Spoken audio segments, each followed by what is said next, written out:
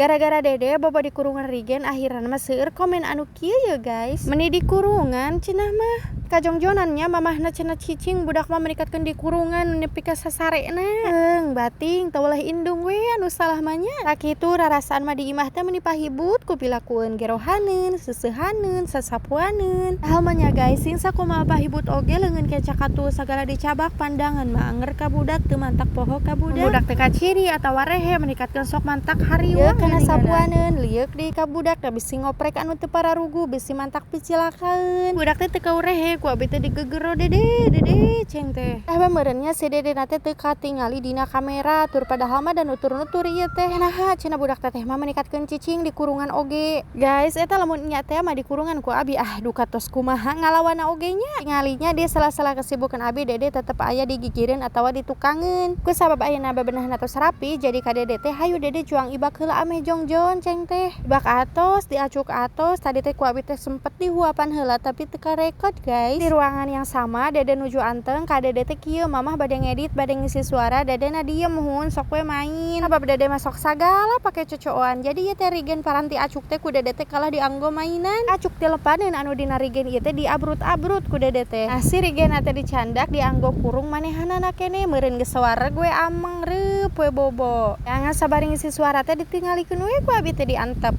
Katingali tibra mah dibenahkeun ku abi oge diomekeun di bantalan di simutannya. Tuh panginten penjelasanana bisi pajarkeun abi teh ibu yang kejam teung-teungeun budak nepikeun di kurungan.